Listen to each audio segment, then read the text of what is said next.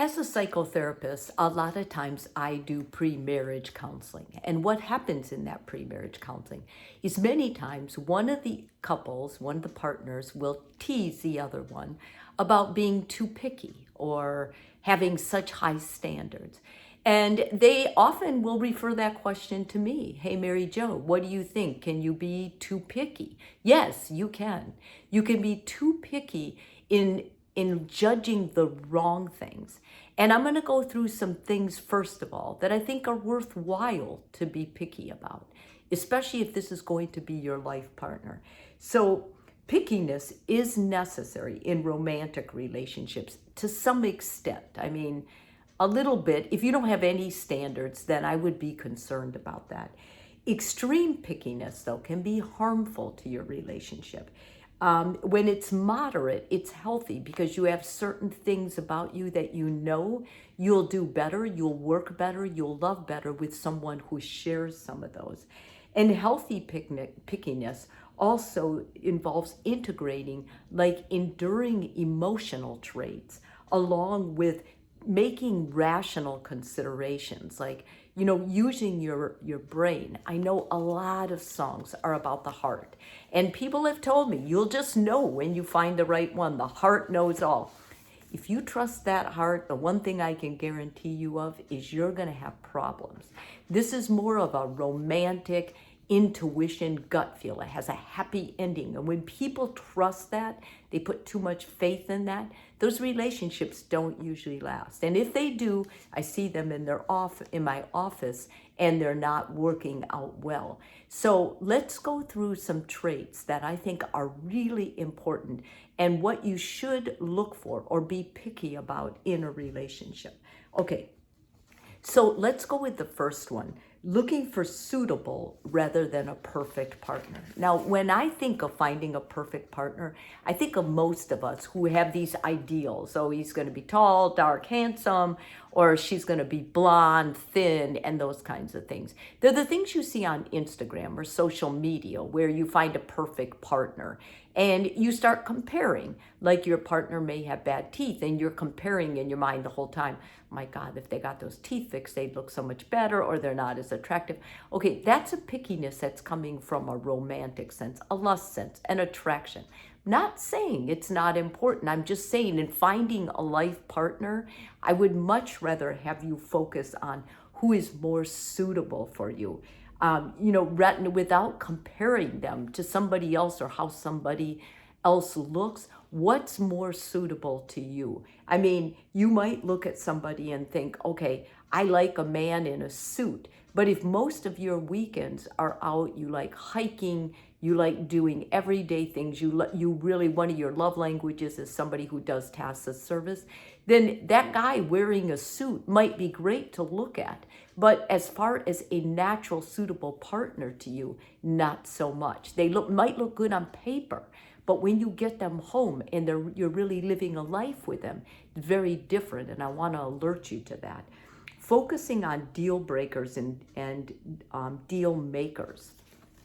This is really important because when you have a checklist made in your mind, there are certain things, especially physically, that you may look at that you really want. Like you might want somebody who is, really the life of the party, thriving on love, thrilling, adventurous, those kinds of things.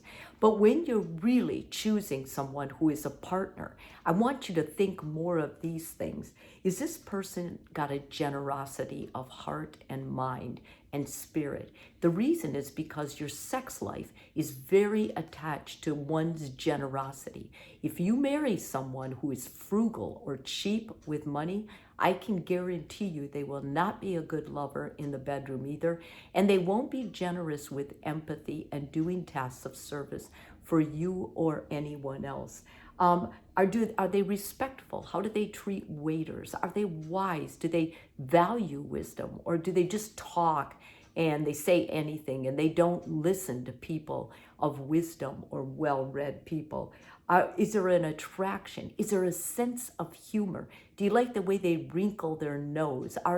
Things like that are really important, the quirks of each other. And some of those quirks are deal breakers, but some of them are deal makers, because the more time you spend with them and you see them, you start seeing just the beauty within that person. And that's a really important aspect of being picky about who you're going to spend your life with.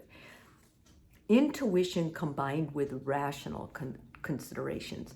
Now, when I talk about this, I'm saying when you're picky with romance, then that means you're comparing your partner to other people. Like, you might go out on a date and say, you know, my guy was the cutest, or my guy looked the best, or my lady, all the other guys were looking at. And that might give you a jolt. It might make you feel good, but that is not making a rational decision. A rational decision is, does this person drive a flashy car and yet their bank account, they're overextended? Or is this person logical? Are they able to save? Are they able to budget?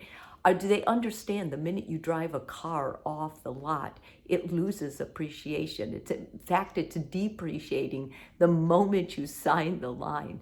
Do these people understand that consequences of not putting money away or having a buffer is going to come at a high price? Is this somebody that wants to play for the day, or is this somebody who is responsible and holding a job?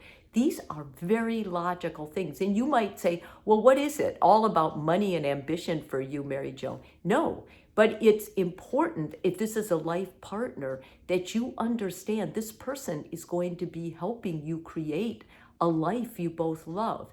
And it's going to be very quickly down the drain if you're the only one providing, if you feel taken advantage of, if you feel like your partner is in the mood to stay in bed all day and that's what they do and that's their personality, when that is not what you want. If you want someone more ambitious, someone who has a vision, a dream, then it's important that they have these aspects to back it up and they're not just big dreamers. Bringing out the best in each other. Being picky that the person you're with brings out the very best in you. They help inspire you. They help provide drive for you. They're supportive of where you want to go. They're supportive of your dreams. They don't dismiss you. They respect you. These are areas of pickiness you absolutely need and should have. If you love somebody and you're like, oh my God, I can't live without her, but I hate her, those kinds of relationships go up and down a lot in a long-term marriage or relationship, and they're not fun. They may have a lot of energy. The sex may be good at first, but being picky about what the long-term is going to look as a spouse is very important, and I encourage you to weigh that one heavily. And lastly, I think, just asking yourself, am I being too picky because no one matches my ideals? You may be, or your ideals may be based on things that we didn't talk about here that are superficial or not as important. If you need someone to look good so that you're feeling like you're better because they're with you, they chose you, and their standing in social society is so good that it boosts you, that may not be the person that you want to live with day after day. Why do I say that? Because people age and they change, and having a trophy eventually gets put on the shelf.